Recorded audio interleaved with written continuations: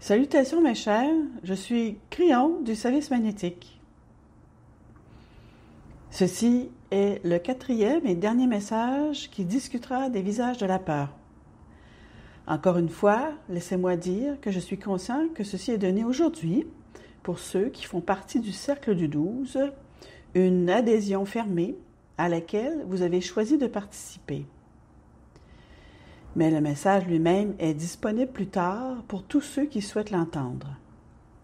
Nous ne limiterons pas ou nous ne fermerons pas les informations et les messages importants à un petit nombre de personnes. C'est ainsi que les choses se sont passées et continueront à se passer. Donc, si vous avez trouvé ce message et que vous trouvez que c'est le 4e des 4 et que vous voulez savoir où sont les 3 autres, ils sont là où vous avez trouvé celui-ci. Si ce n'est pas le cas, il est facile de les découvrir car ils ont tous été enregistrés et présentés. Nous parlons de la peur et nous le faisons depuis de nombreuses années. J'ai gardé celle-ci en particulier pour la fin de la série. C'est probablement la plus complexe et aussi l'une des plus controversées parce qu'il y a ceux qui diront « Je ne crois pas que c'est de là que vient la peur ». Je dois vous raconter une histoire. Alors que vous êtes assis là à écouter et à regarder, votre esprit, votre conscience, votre âme, tout ce qui vous constitue est plus que vous. Il y a une énorme influence de votre lignée. Elle est présente dans tout votre corps.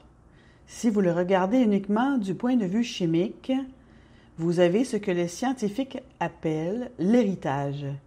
Vous héritez peut-être de certains traits de vos parents à travers la lignée, à travers la combinaison qui crée votre ADN. Et cela remonte à très loin. Les grands-parents, ceux d'avant eux, tout cela est là. Et certains d'entre vous le regarderont et diront « C'est pour cela que mes doigts ressemblent à ce qu'ils sont, ou que mon visage ressemble à ce qu'il est, ou que mes cheveux ressemblent à ce qu'ils sont. » Et vous commencerez à dire que c'est la fin de tout cela. Et ce n'est pas le cas, parce qu'il y a aussi la conscience, les talents, les choses qui se sont passées et qui ont influencé la vie et les vies des ancêtres que vous portez en vous. Est-il possible, par exemple, que vous ayez eu une arrière-grand-mère et peut-être même plus loin, et qu'il y ait eu des problèmes avec cette femme concernant l'accouchement, ce qui est quelque chose de très important pour une femme? Est-il possible que cela ait été porté, et que vous vous retrouviez avec le même problème dans votre vie? Parce que vous pourriez dire qu'il y a un résidu, parce que c'était un problème si important. Cela, c'est de la chimie. Tout d'abord, la réponse à cette question est oui. Vous êtes une combinaison de toutes ces personnes. Vous n'avez pas tous leurs traits de caractère, leurs peurs et leurs talents, mais vous avez ceux qui ont été transmis, qui ont eu le plus d'influence et qui ont peut-être été les mieux perçus par eux. C'est là-dedans, tout. Parfois, ça ne se voit pas jusqu'à ce que certaines autres choses se produisent et alors vous vous surprenez vous-même. Par exemple, vous avez découvert que vous étiez doué pour faire quelque chose que vous n'aviez jamais essayé et plus tard, vous avez découvert qu'une arrière-grand-mère était également douée pour la même chose. Mais encore une fois, c'est de la chimie. Maintenant, ajoutons à cela la question controversée des vies antérieures. Est-il possible que votre propre âme, que vos propres âmes, en voyageant à travers les civilisations de la planète, portent des choses qui se sont produites dans le passé et que vous avez transportées jusqu'ici maintenant et votre futur? Cela concerne peut-être les nombreuses fois que vous avez pu être un marin et puis vous vous réveillez maintenant et vous réalisez que vous voulez toujours être un marin. Ceci est surtout pour les hommes. Ceci se produit constamment. Et vous le verrez même aujourd'hui dans le fait que les policiers deviennent des policiers et des pompiers.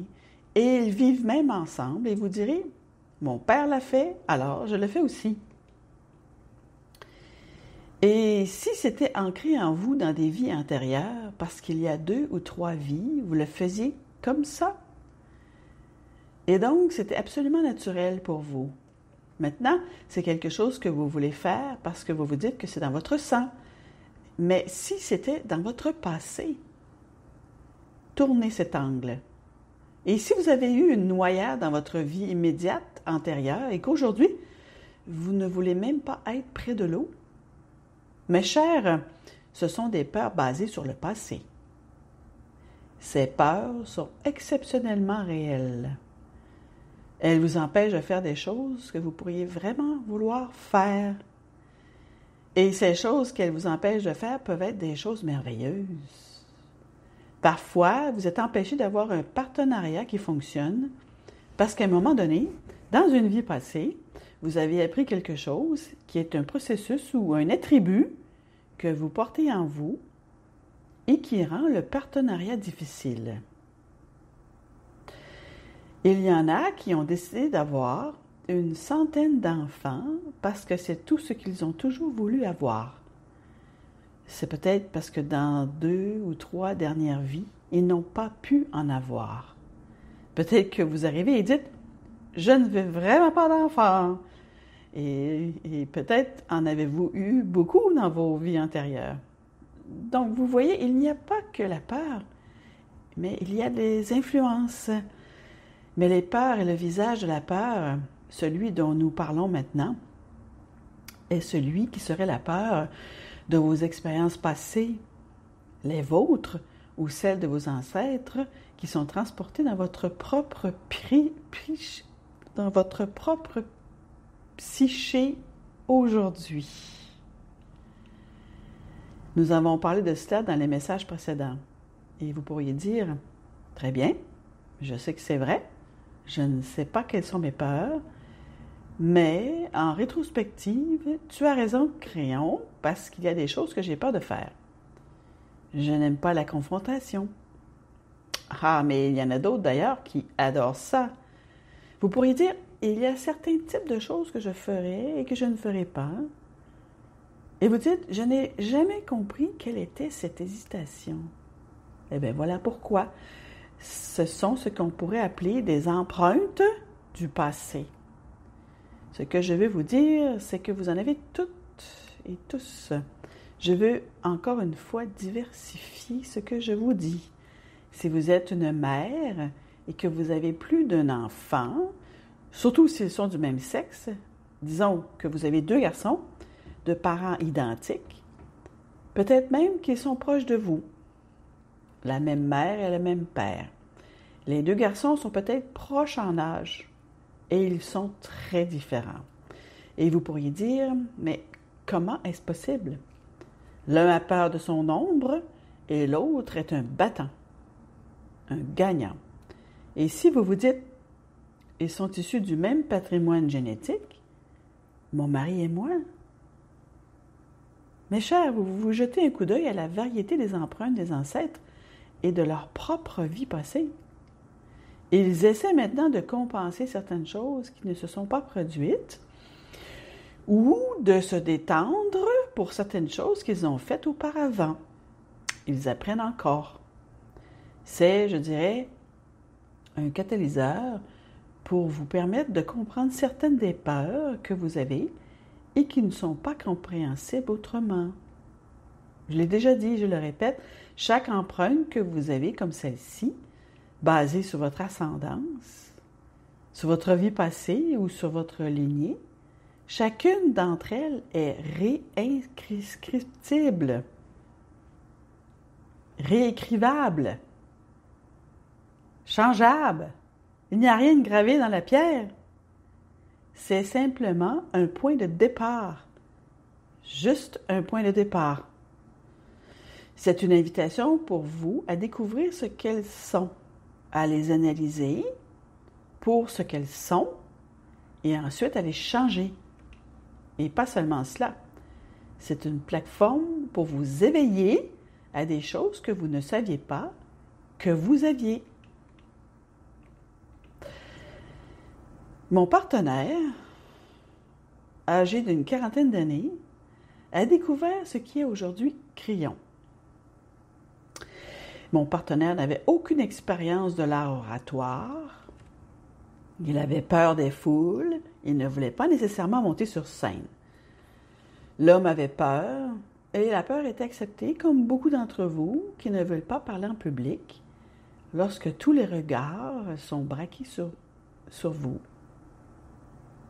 Ce n'est pas une sensation agréable pour la plupart. Pour certains, c'est un besoin impérieux. Et lorsqu'il est venu me voir et qu'il m'a dit « Qu'est-ce que je vais faire avec cette peur, crayon? J'ai peur d'être devant des gens. Je perds ma place, je perds mes moyens, je bégaye, je n'arrive pas à penser à ce que je fais, je ne suis pas détendue et les gens qui le voient immédiatement et le message n'est pas bon à cause de ça. » Et donc, je lui ai dit, et il a raconté cette histoire à beaucoup de gens, je lui ai dit, je veux que tu retournes en Grèce, où tu étais un orateur sur scène et où les gens s'asseyaient et écoutaient ta poésie. Ils aimaient ta sagesse et les phrases que tu utilisais. Retourne en arrière et exploite cela comme un mineur creuse le sol pour trouver la pépite d'or. C'est la pépite d'or qui se trouve dans votre passé et que vous pouvez maintenant transposer dans votre présent. Vous voyez comment cela peut fonctionner dans les deux sens? Vous pouvez avoir des peurs qui remontent à une vie passée et vous pouvez avoir d'autres vies passées où tout était atténué et tout était beau. C'est ce qu'il a fait. Le résultat est ce que vous voyez. C'est qu'il peut monter sur une scène avec des milliers de personnes qui le regardent et être complètement et totalement détendu. Cela a pris un certain temps.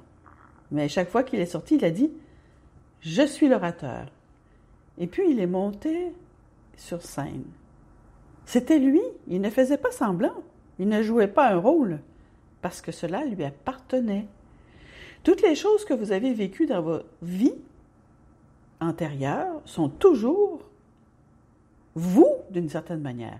Cela vous permet alors de les réécrire, de démêler le puzzle et de travailler avec les choses qui pourraient vous déranger, mais en plus, rappelez-vous, il y a aussi les talents et la révélation. Je vous l'ai déjà dit, je le répète. Votre éveil à ces vérités aujourd'hui signifie que lorsque vous renaîtrez, après avoir traversé le voile et après avoir traversé toute cette vie, lorsque vous reviendrez, cet éveil aujourd'hui restera avec vous. Vous n'aurez jamais à le refaire. C'est une partie de la nouvelle énergie. Oh, il y a tellement plus. Je dois donner un message, encore une fois, sur les attributs de la nouvelle énergie qui change absolument tout ce que vous pensez savoir, particulièrement au sujet des vies passées et des vies futures. Il y a tellement d'espoir. Rappelez-vous ceci. Ce que vous avez appris aujourd'hui, vous vous en souviendrez la prochaine fois. Qu'avez-vous appris aujourd'hui?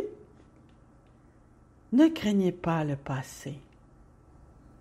Il n'a aucun contrôle sur vous. Pas vraiment. Et c'est ainsi.